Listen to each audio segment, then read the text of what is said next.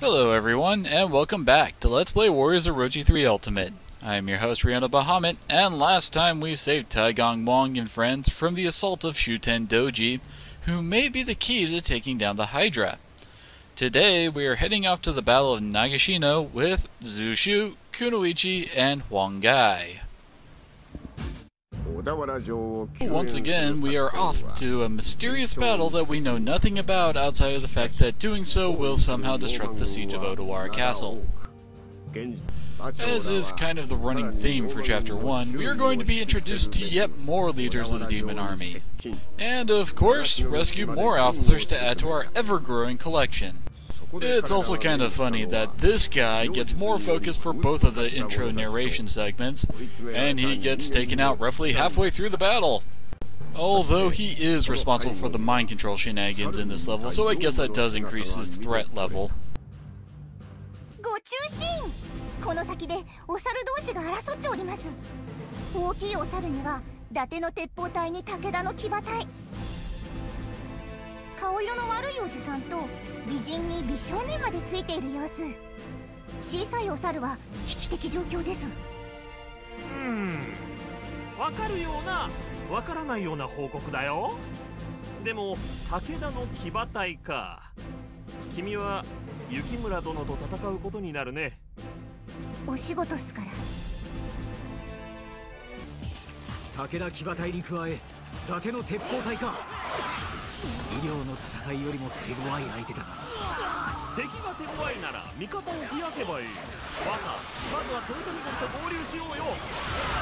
So, like Kunoichi was talking about in the mission briefing, the smaller monkey, aka Hideyoshi Toyotomi, is in the upper right hand corner, and we need to run our asses up there and try to save him and Jotai.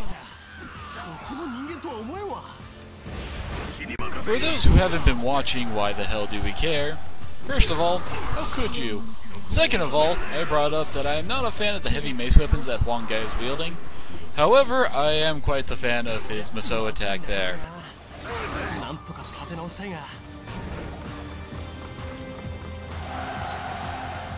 Huang is a man who likes his pro wrestling and just loves showing it off, and it is just really satisfying move to finish off an enemy officer with. His ground R1 is also really metal.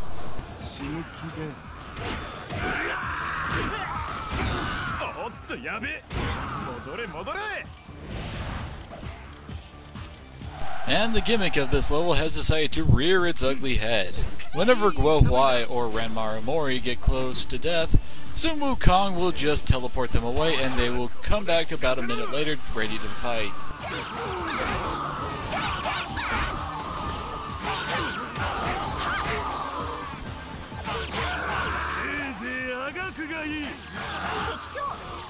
And yes, that is Sun Wukong the Monkey King, or as most Western audiences will know him as, Son Goku.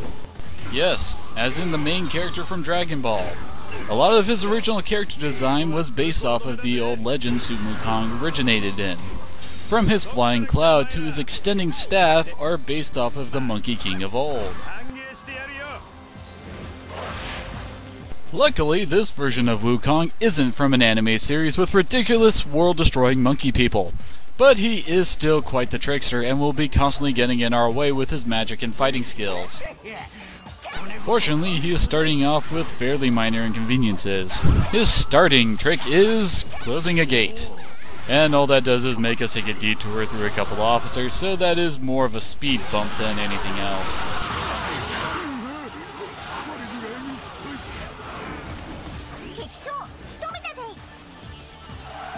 Although, I guess we are working on a time limit since Hideyoshi will die in roughly 5 minutes from the start of the mission, so some haste would probably be prudent. Fortunately, past Chapter 1, they really reduced the get to the mission critical character ASAP at the start of the mission type openers.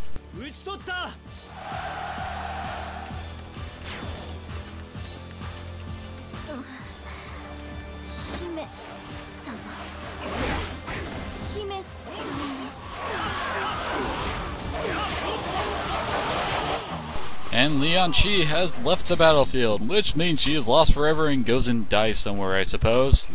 Much like Huang, we have to get someone else's timeline in order to find a way to rescue her. Although they don't really give a good reason on why her leaving this battlefield makes her lost forever in time, other than the fact she doesn't show up as an enemy in any other battles.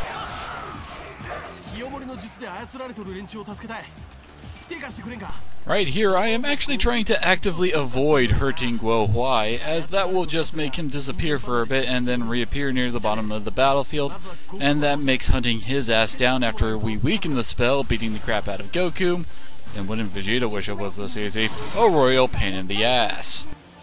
Also, I recommend saving a triple strike for his monkey ass, since several of the times you fight him, he likes to make a couple clones of himself, which was an actual ability Sun Wukong had in his tales, making the fight more of a 3-on-1, and since I am also trying to avoid hitting Guo Huai, it turns this battle into one hell of a mess.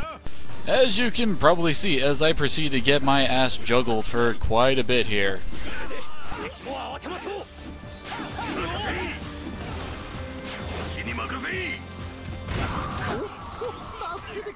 Fortunately, Wukong's Musou attack is probably one of the weakest ones that will ever be used against me, mainly because it's almost impossible to hit someone more than a couple times with. And man, is it satisfying to pull a Zangief off on Wukong for all of his annoyances.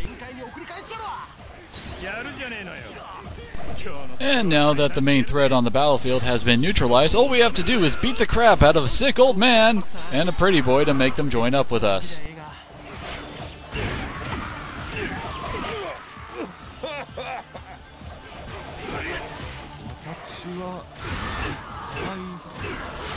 Seriously, get used to that cough whenever Guo Huai is around, because his main character trait is being constantly ill and hacking up his lungs whenever he talks.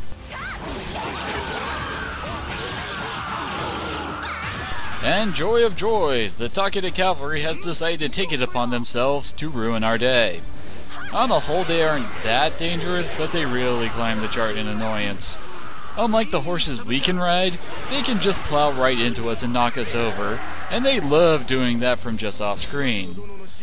Also, their size makes fighting around them a bit awkward, as they can just push us out of the way, making attacking their officers a bit difficult at times. Somehow I managed to avoid getting trampled, but that's not the only annoyance in this part of the fight. It is also absolutely crawling with archers, and in a few minutes, riflemen. So we have to deal with ranged attacks as well.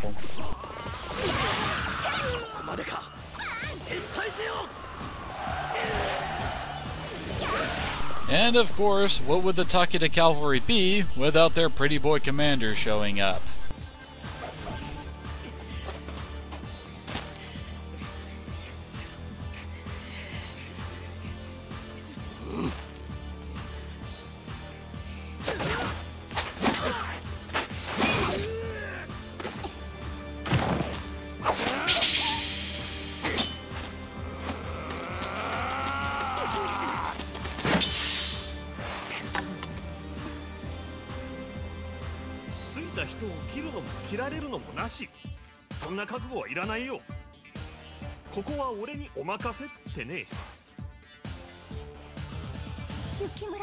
Well, that was a nice moment for Madai.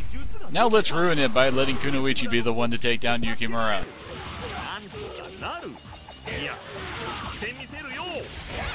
I pretty much specifically waited to use Kunoichi for this battle.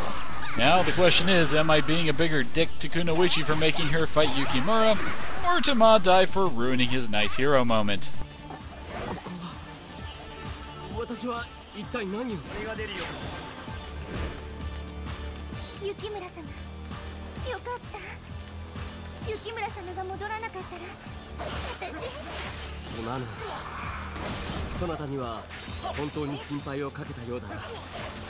Also, I made some events play out of order.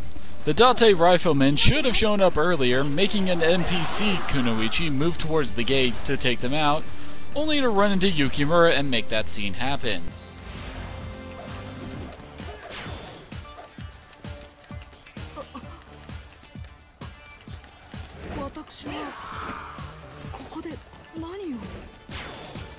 And in a rare nice move by the developers, Ranmaru will normally get his senses knocked back into him by Zhou Tai, so that I don't have to run up there and do it myself. Normally this happens around the time I am confronting Yukimura due to having to take a huge detour tracking down Guo Huai, but thankfully I didn't have to go on that wild goose chase.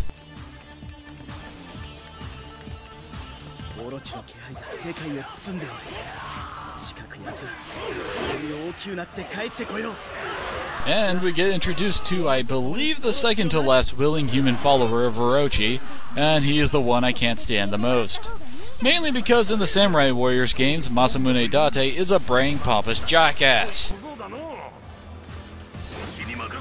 So of course the best way to take out the Orochi fanboy is with some awesome wrestling prowess.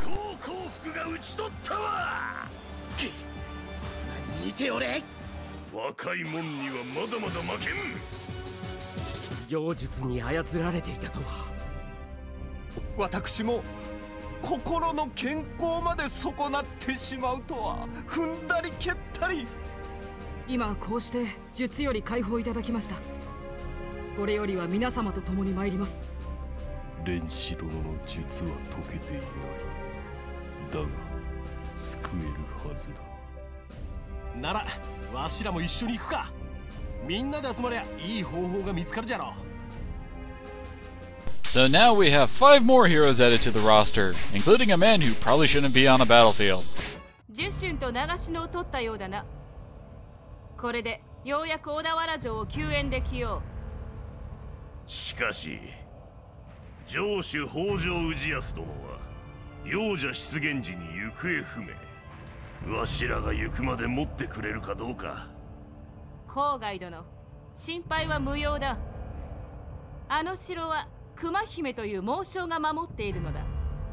ほほう、猛将の姫君とはうちの姫様のようじゃな。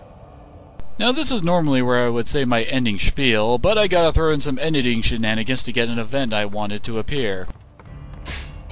報告します。上田城の守りが崩されました。何者かが侵入した模様。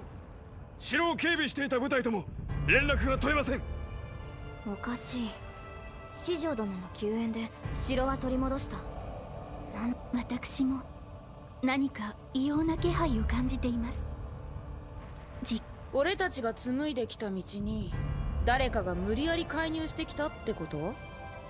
はい、おそらくは。そんな。でも上田城は守りの要。取り戻さなくては。時空をねじ曲げる力の持ち主も気になるね。何があったか俺たちの目で確かめよう。 And we have our next new scene courtesy of the Ultimate Edition. So next time we are heading off to find this powerful being that can warp space and time at Ueda Castle. I'm Riona Bahamut, and I hope to see you all again next time.